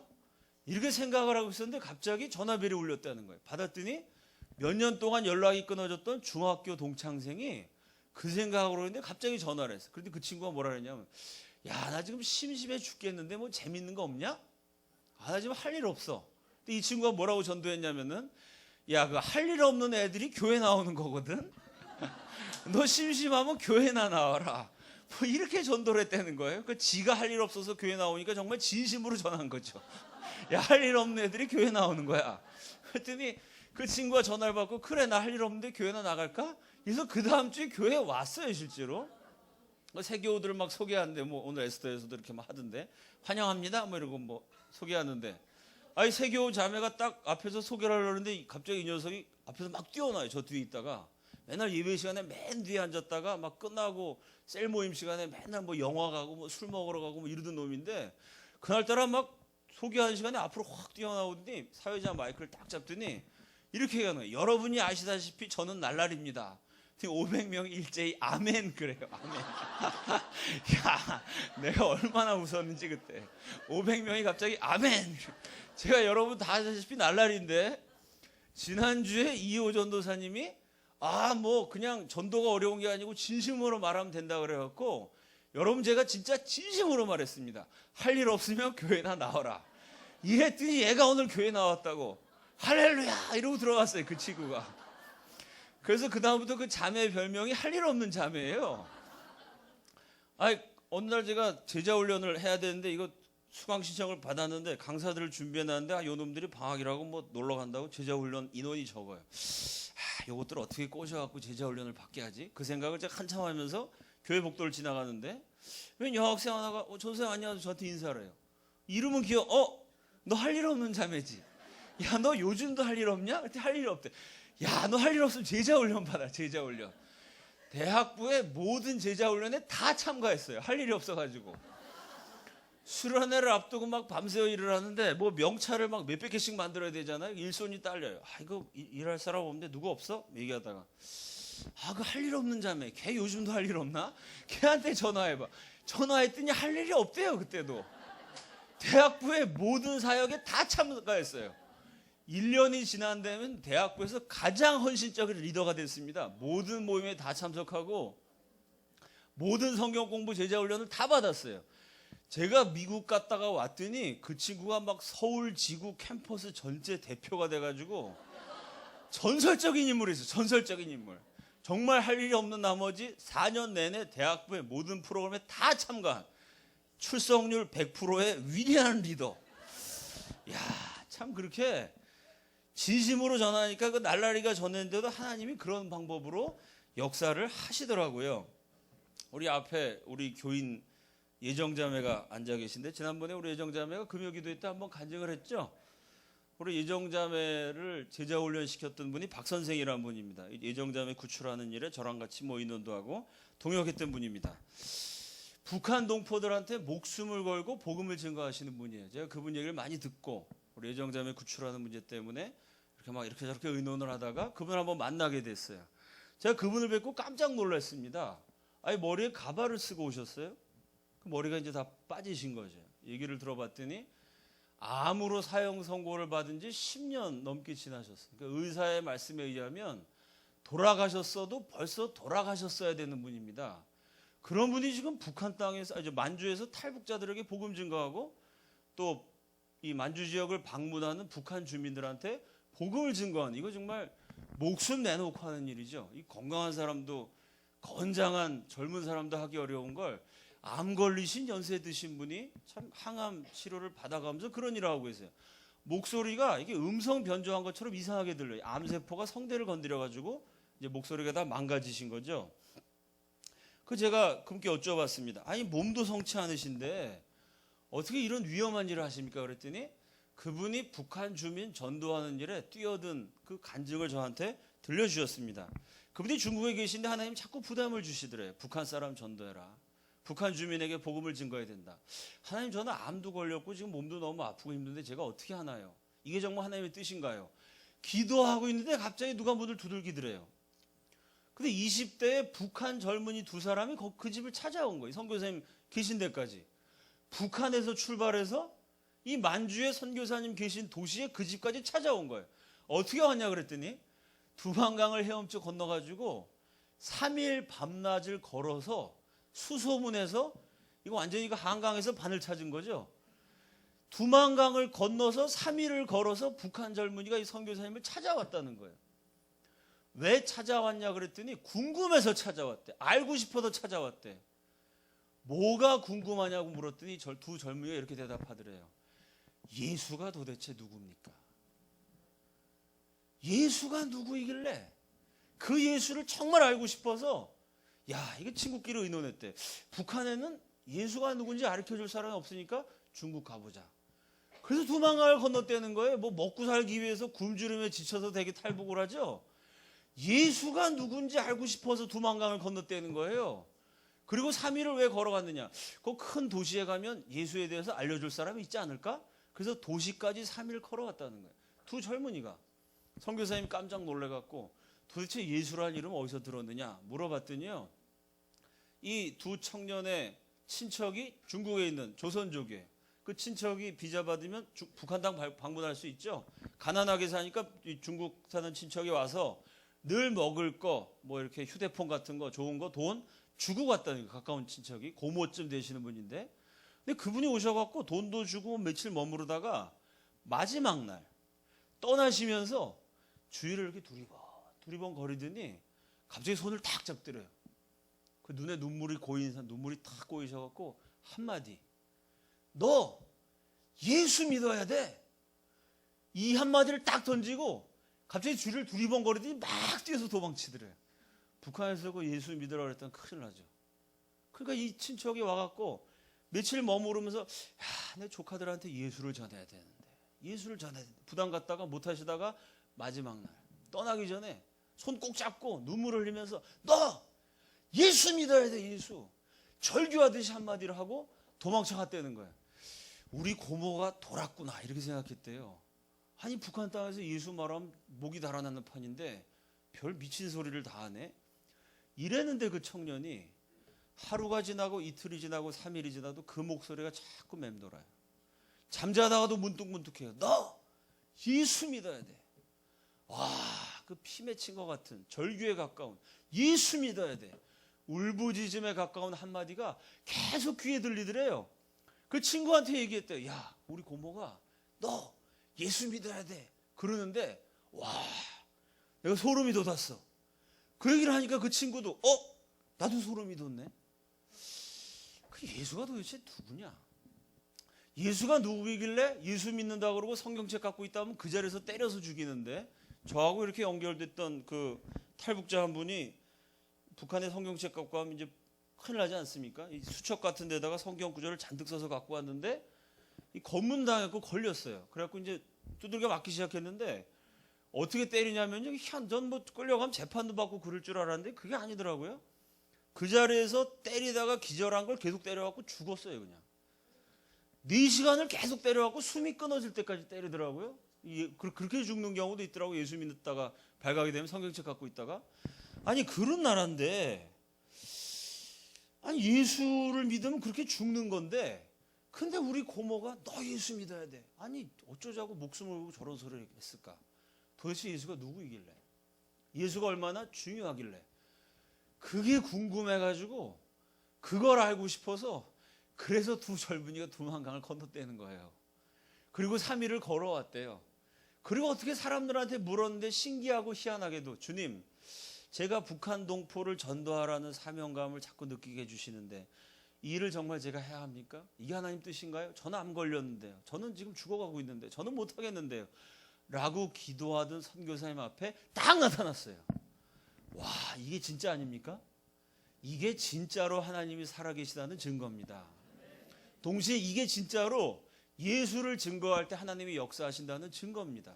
너 예수 믿어야 돼 한마디 했는데 무슨 기가 막힌 제자 훈련한 것도 아닌데 그 한마디가 가슴에 사무쳐서 두만강을 건넜어요. 3일 밤낮을 걸어왔어요. 예수 믿어야 된다고 외치는 증인이 있을 때 하나님이 이런 기적을 주시는 줄로 믿습니다. 바로 이것이 예수를 증거하는 증인, 특별히 북한 사람 전도하는 증인들 하나님이 얼마나 애타게 찾고 계신가 하는 증거입니다. 주님 제가 이 일을 해야 될까요? 말아야 될까요? 고뇌하는 선교사님 앞에 하나님이 북한 주민 둘을 딱 내려다 놨어요. 하나님 뭘 말씀하셨겠어요? 내가 북한 땅에서 이렇게 역사하고 있다.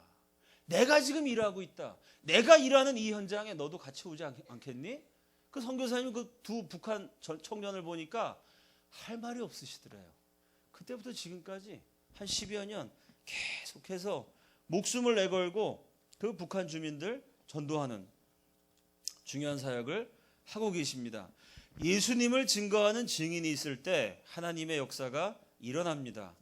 우리가 증인이 될 때 정말 하나님이 나를 통해서 역사하시는 것을 체험하게 됩니다.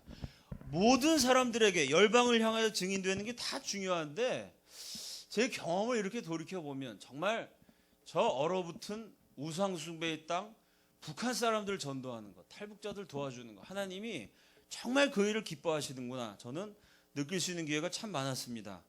한 2주 전인가 우리 예정자매가 저한테 전화를 했어요. 예정자매 전화를 받으면 좀 무섭습니다. 제가 문자가 이렇게 와요. 목사님 시간 있으세요? 이렇게 딱 와요. 그럼 뭐 탈북자가 교통사고가 났고 뭐 탈북자한테 무슨 문제가 있고 막 무지하게 바빠져요. 무지하게. 그날도 목사님 시간 있으세요? 그래갖고 또 뭐 무슨 문제가 있구나. 그 예정자매를 뭐 누가 도움이 필요하다 그래서 만났습니다. 우리 교회 한번 왔던 자매인데 아들을 데리고 왔어요. 뭐 얘기를 들어보니까 17살 때 10살 때인가 그 어머니가 식량을 구하러 갔다가 그 후로는 소식이 없고 생사 확인이 안 되고 뭐 숱하게 굶다가 북한에서 오신 분들 얘기 들어보면 비슷하더라고요. 한 5년쯤 굶으면 그냥 이렇게 눈에 뵈는 게 없어갖고 팔려가도 좋으니까 그냥 일단 이 땅을 떠나자 이러고 강을 건너게 된다는 거예요. 17살에 이제 강을 건너서 팔려가갖고 19살인가 이제 중국 사람하고 사이에서 아들을 낳았다가 이제 탈출했습니다. 근데 그 아이가 지금 한 6살 되는데 탈출하면서 뭐 산을 넘고 바다를 건너고 루트가 좀 험하죠. 이 국경 수비대가 없는 곳을 찾아서 산을 넘어야 되기 때문에 말하자면 이제 산길이 아닌 곳으로 산을 넘어야 되는 거죠. 근데 그 6살 된 애를 보통 북한에서 오신 분들 얘기 들어보면 그 산 넘고 이런 게 되게 힘들었다는 말을 많이 하는데 다 긁히고 이런다는 말씀들 많이 하시는데 그 6살 된 애를 업고 산을 넘었으니 이거 얼마나 고생했겠어요. 그렇게 고생해갖고 애를 데리고 왔어요. 근데 한국 와서 또 사는 게 만만치가 않습니다. 생활고에 시달려서 아이를 키울 수 있는 그 재정적인 능력이 안 돼요. 방법이 안 돼요. 그래갖고 이정자매를 통해서 저를 만나러 온 것은 이 아이를 좀 입양하고 싶은데 예수 잘 믿는 가정에 입양시켰으면 좋겠다. 목사님 좀 도와달라. 저한테 데리고 왔습니다. 제가 얘기를 하면서 한편으로는 우리 유영미 간사님께 전화를 했어요. 제가 뭐 에스더에 제일 처음 전화번호를 아는 분이 유영미 간사님이라면 모르는 거 있으면 맨날 전화하는데 전화해갖고 아이 그 뭐 입양시키고 이런 건 혹시 에스더에서 안 하나요? 좋은 분 없나요? 좀 알아봐 주십시오. 라고 제가 한편으로는 문의를 하고 한편으로는 예정자매랑 같이 그 자매를 설득했어요. 그래도 아무리 힘들어도 그 애는 엄마가 키워야지. 아니 이 애를 업고 그 죽음의 길을 걸어서 여기까지 왔는데 여기서 포기할 수는 없지 않습니까? 저도 어떻게든지 좀 돈을 마련해 볼 테니까 한번 좀 엄마가 애를 키워봅시다. 얘기를 하는데 이 자매가 눈물을 흘리면서 또 북한에 있는 자기 가족 얘기를 해요. 19살 된 동생이 북한 땅에 있는데 얼마 전에 어떻게 통화가 됐는데 제발 나를 좀 여기서 구출해달라고 막 울부짖는데 누나가 돼가지고 그 동생도 뭐 헤어진 지 한 10년 가까이 됐어요. 그러니까 한 10살 때 헤어진 동생이 지금 19살 됐는데 내가 지금 내 애도 못 키우는 판에 내 동생을 어떻게 건사하나 생각하니까 뭐 힘들어하면서 눈물을 뚝뚝뚝 흘려요. 그 말을 가만히 얘기를 하다 보니까 그 형제가 북한에서 탈출할 방법이 있다는 거예요. 근데 이제 문제가 요새 아주 단속이 심해져 갖고 도강 비용이 2배가 됐거든요. 두만강 건네주면서 비용이 2배가 들어가지고 돈이 문제가 되는 거예요. 돈이 없어서 안 된다는 거예요. 대화를 하는데 성령님이 저한테 감동을 주셔갖고 제가 확 질러버렸어요.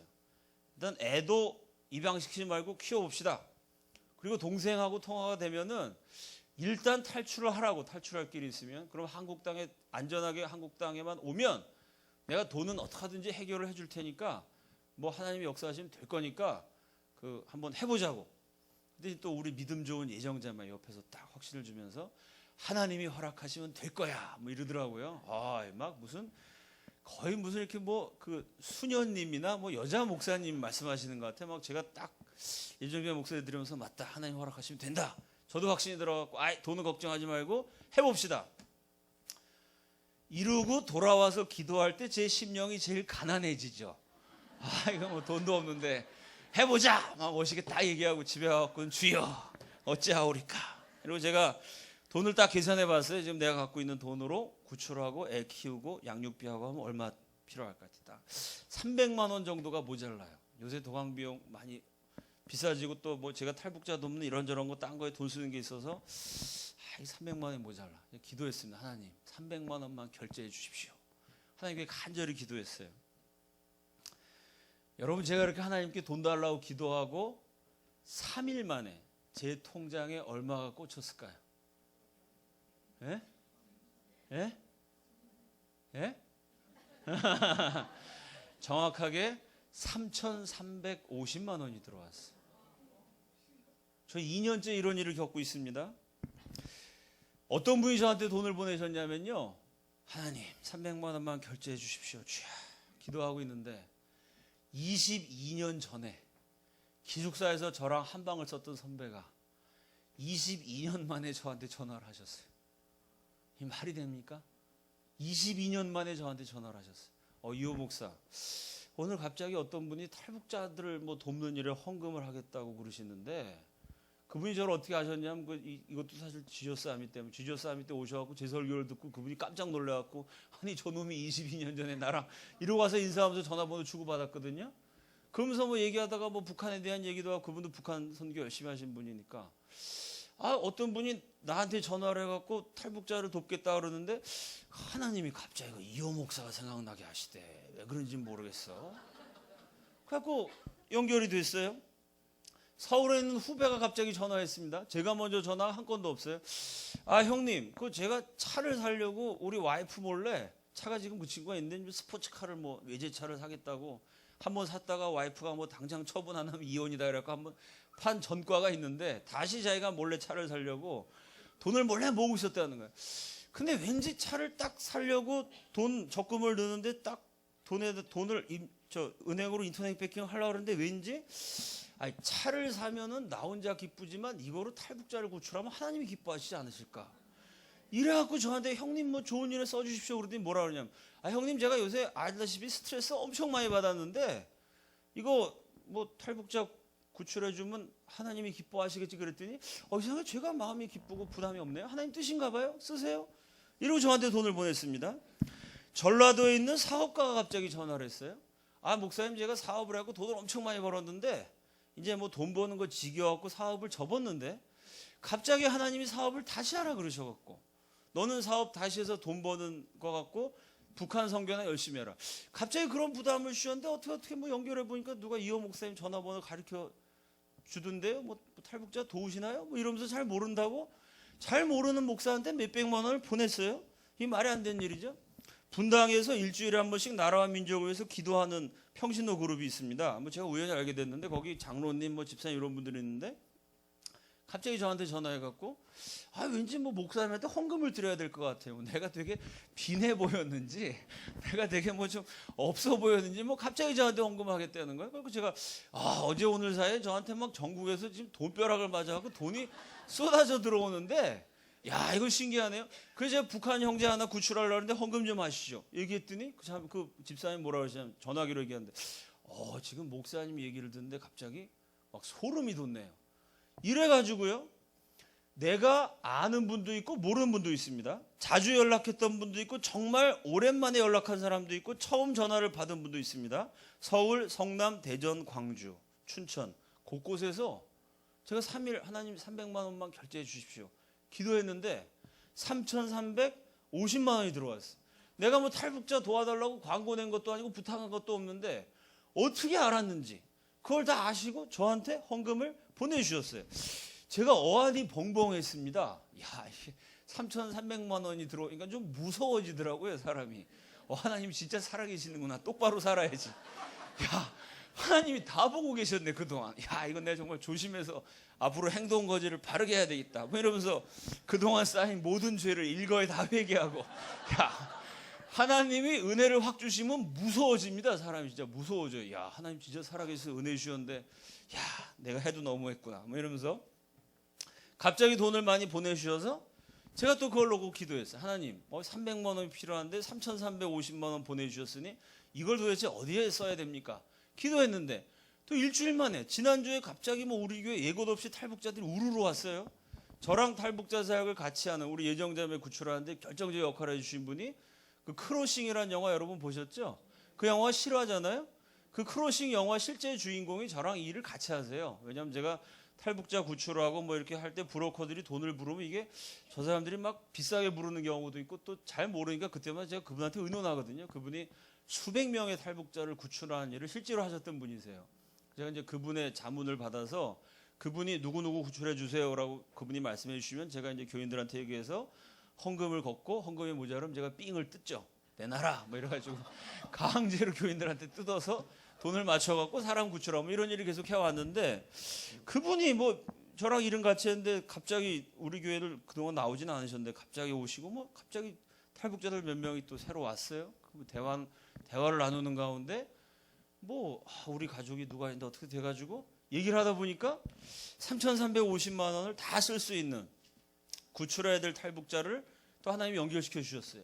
그래서 제가 북한 뭐 오래 하고 제대로 뭐 이렇게 뛰어난 건 아니지만 제가 이렇게 북한 동포들 도울 때마다 저희 집사람 옆에서 그런 얘기를 해요. 정말 당신이 탈북자 돕는 거 보면 시간 대비 효율이 정말 끝내준다고. 시간을 진짜 많이 안 들였는데 기도하면 하나님이 돈을 확 보내주시고 이 돈을 어떻게 써야 되나요? 기도하면 또 갑자기 막 돈이 필요한 사람이 또 우르르 몰려들고 기도하면 또 컴퓨터가 하나 확 날아오고, 기도하면 또 컴퓨터가 필요한 사람 딱 와서 가지고 가고. 저는 그냥 가만히 있으면 돼요. 가만히 있으면 뭐가 왔다 갔다 하면서 쫙 돼요. 그리고 중요한 건 왔다 갔다 하면서 저한테 정보가 쌓여요. 아, 이렇게 하는 거구나. 그리고 제가 공부를 진짜 많이 했어요. 뭐 이 얘기하면 정말 밤새는데요. 하나님, 우리 교인이 헌금했는데 이거 어디다 써야 될까요? 기도하는데 갑자기 전화가 왔어요. 기도할 때 강남에 있는 변호사들이 변호사들 수련하는데 저한테 와서 설교를 해달래. 탈북자를 위해서 기도했는데 왜 변호사들이 갑자기 나를 부르지? 그래서 갔어요. 변호사들하고 친해졌어요. 밤에 막 치킨 먹으면서 얘기하는데 그 변호사들이, 목사님, 저희가 기독교인 변호사로서 사회 정의를 위해서 하고 싶은데 할 일이 뭐가 있을까요? 야, 내가 얘기 들어보니까 탈북자들이 한국 법을 몰라갖고 고생도 많이 하고 돈도 많이 떼인다는데, 너네 똑똑한 애들이 탈북자들을 위해서 법률 서비스 소책자 하나 만들어라. 초등학생들도 다 읽을 수 있게 소책자 만들어서 그걸 세미나하고 이런 참 사치스러운 짓 하지 말고 탈북자들이 많은 동네 가서 그거 그냥 뿌려라. 쉽게 써서 취직할 때는 이렇게 하셔야 됩니다. 1. 고용계약서를 쓴다. 2. 주인이 돈을 떼어 먹었을 때는 이렇게 해야 됩니다. 1. 어디 전화한다. 이런 식으로 아주 초등학생도 볼 수 있게 써서 책자를 만들어서 뿌려라. 제가 치킨 먹으면서 얘기했거든요. 근데 그 친구들이 진짜 책자를 만들어갖고 조선일보에도 나왔어요. 책자를 만들면서 모인 친구들 여러분 아시죠? 지난번에 그 탈북자 북송 반대 변호사 368명이 서명을 했잖아요. 그죠? 그 서명을 그 친구들이 받으러 댕겼어요. 제가 얼마나 감사한지. 그리고 밤새 얘기하다 몇 명 형님 아우하는 친구가 됐거든요. 뜻이 맞는 친구. 저는 탈북자들에서 법률 서비스가 필요할 거라고 생각했지만 그게 저하고 관련될 거라고 몰랐는데 또 우리 예정자매가 항상 저한테 일거리를 주죠. 목사님 시간 있으세요? 이래갖고 물어보면 탈북자 누가 교통사고를 당했대요. 내가 아는 변호사 연결시켜줘서 그분이 또 해결해주고, 또 목사님 시간 있으세요? 그러고 탈북자 이름을 바꾸는데 구청 가서 서류 복잡하대요. 그럼 또 제가 아는 선교사 하나 제가 아는 변호사 연결시켜주고.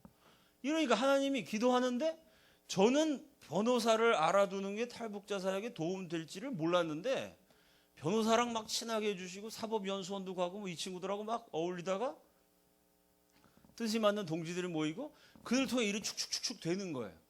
야, 시간 대비 효율이 진짜 끝내준다. 하나님이 시간을 정말 아껴서 이렇게 탈북자들을 돕고 구출하기를 원하시는구나. 그런 감정을 참 제가 많이 느끼게 됩니다. 자, 지난주에 그래서 주일날 누구누구를 구출할지 이제 쫙 계획을 세웠어요. 저희가 5명을 한꺼번에 구출하려고 지금 기도하고 있는데, 저희가 구출하려는 분 중에 한 분, K 자매님의 사연을 나누고 싶습니다. 북한을 탈출해서 중국의 고속도로를 달리다가 같이 탈출한 일행이 있었는데 고자매만 그만 공안의 불신 검문에 잡혔어요. 그래서 체포됐고 북한으로 북송됐습니다. 북송되어갖고 바로 풀려나는 케이스도 있고 잘못하면 죽기도 한다고 얘기를 해요. 근데 이 자매는 한 1년 넘게 감옥에 갇혀 있었습니다. 그때 함께 탈출했던 친구는 지금 한국에 무사히 도착했어요. 이 K 자매님이 같이 탈출했다가 헤어진 다음에 탈출했던 동료들한테 중국 감옥에서 북송되기 직전에 마지막으로 편지를 썼습니다. 저희가 이제 이 자매를 구출하려고 어떻게 할까 기도하고 있는데 마침 또 연결이 잘 돼갖고 그 자매님이 친구한테 받았던 편지를 저한테 이번 주 화요일인가 저한테 메일로 넣어줬어요. 제가 그 편지를 같이 마지막으로 읽고 싶습니다. 하나님의 뜻임을 믿습니다. 내일의 모든 일을 하나님께 맡깁니다. 잊지 않고 명심하겠습니다. 태초부터 나를 계획하시고 지켜주시고 오늘까지 있게 해주신 하나님께 감사드립니다. 북송되면 힘들 수 있으나 육신에 그치지 않고 새로운 생명을 가진 자로서 강하고 담대하게 하나님 나라를 위해서 살 수 있도록 기도를 부탁드립니다. 함께 탈출한 친구들 모두 한 사람 한 사람 건강하시고 우리 다시 만나는 날을 꼭 기원합니다. 오늘의 나를 보니 난 부자예요. 마음의 천국을 가졌기에 하나님을 가졌기에 두렵지도 힘들지도 않습니다. 두렵고 힘들 때마다 이 고통도 하나님이 나에게 주신 것이라고 명심하겠습니다. 모든 사람, 모든 환경, 모든 물질 하나님이 나에게 주셨기에 이에 얽매이지 않고 살겠습니다. 순종하고 또 순종하며 살겠습니다. 내가 가장 사랑하는 18번 노래는 죽으면 죽으리라입니다.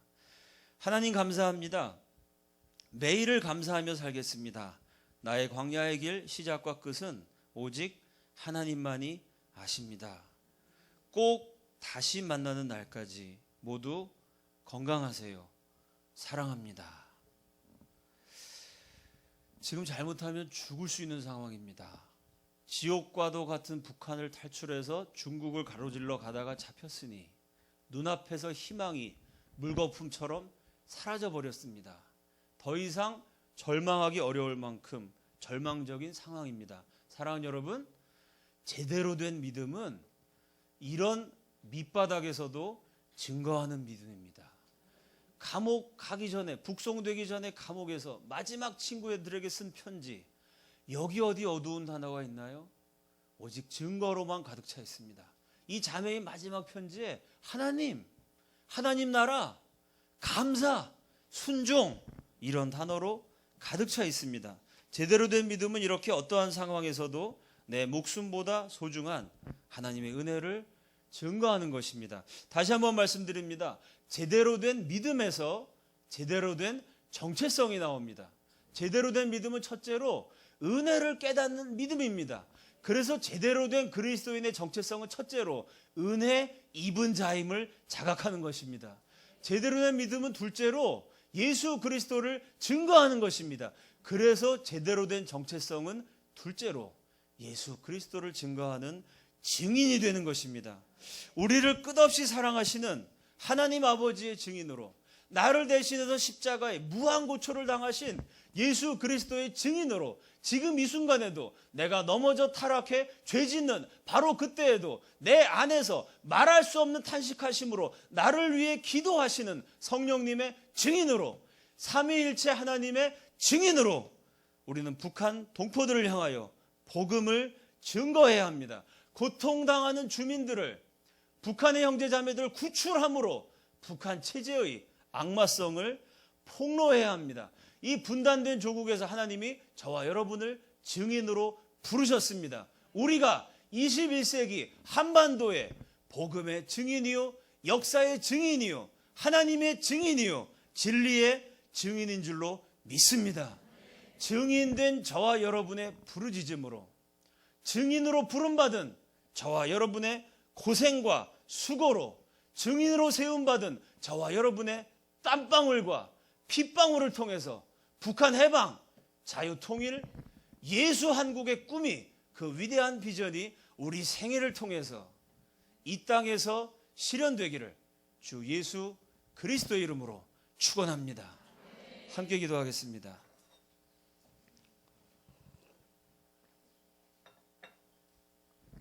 두 가지 대지로 말씀을 나누었습니다. 첫째로 하나님의 은혜를 깨닫는 믿음, 그리고 은혜를 입은 자의 정체성입니다. 하나님이 여러분을 사랑하시는 것을 정말로 믿으십니까? 우리 이 시간 이 한 가지 제목 갖고 기도합시다. 당연히 하나님이 나를 사랑하시죠. 그거야 뭐 누가 모르겠어요. 사랑하는 여러분, 하나님이 나를 사랑하신다는 것을 정말로 깨닫는다면 우리의 걱정, 근심이 지금보다 훨씬 줄어들어야 하지 않을까요?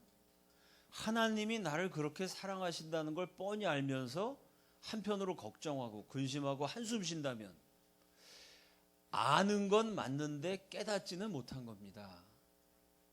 하나님이 나를 사랑하신다고 말은 하는데, 그런데 우리 마음속에 참 부정적이고 인생이 허망하고 갈피를 잡지 못한다면 그것도 역시 말은 잘하는데 깨닫지는 못한 것입니다. 하나님이 정말로 나를 사랑하신다는 것을 깨닫는다면 우리 인생에 희망이 넘치지 않겠어요? 힘들고 어려워도 한번 해보자, 한번 붙어보자. 하나님이 나를 사랑하시는데 누가 나를 대적하리요?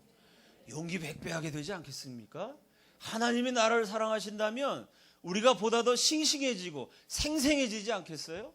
하나님 아버지, 제 마음속에 쓸데없는 세상 이데올로기가 다 들어가서 이 세상의 능력의 이데올로기, 뭐 능력 있고 뭔가를 해내야 대단한 사람인 것처럼 비교의식, 서로 비교하면서 잘냈느니 못냈느니, 교만함, 열등감, 이런 세상 잡것들이 우리 마음속에 꽉 차 있으면요, 은혜를 머리로는 아는데 은혜가 깨달아지지 않아서 그 은혜가 효력을 미치지 못합니다. 하나님이 나를 사랑해 주시는데 그 사랑이 내 인생에 효력을 미치는 게 중요합니다. 그게 은혜를 깨닫는 겁니다. 그 은혜로 행복해지고 그 은혜로 강해지고 그 은혜로 백절불굴의 용사가 되고 그 은혜 때문에 싸우는 군사가 되는 것. 그게 저와 여러분의 정체성입니다. 하나님 아버지, 이 시간 하나님의 은혜를 더욱 깊이 깨닫게 하여 주옵소서. 또 한 가지 제목은 이렇게 나를 사랑해 주시고 자격 없는 나를, 지옥불에 던져져 마땅한 나를 예수를 죽이면서까지 사랑하신 아들을 내어주신 그 하나님 은혜 감사합니다. 은혜로 가득 채워 주옵소서. 은혜로 감사합니다. 두 가지 제목으로 주여 세 번 부르시고 다 함께 기도합니다. 주여, 주여, 주여. 아버지 하나님 은혜와 사랑에 감사합니다. 하나님이 나를 사랑하심을 믿습니다. 하나님이 나와 함께 하심을 믿습니다. 하나님이 나를 위로해 주심을 믿습니다. 하나님 아버지, 주님께 간절한 마음으로 기도합니다. 주님께서 역사하여 주시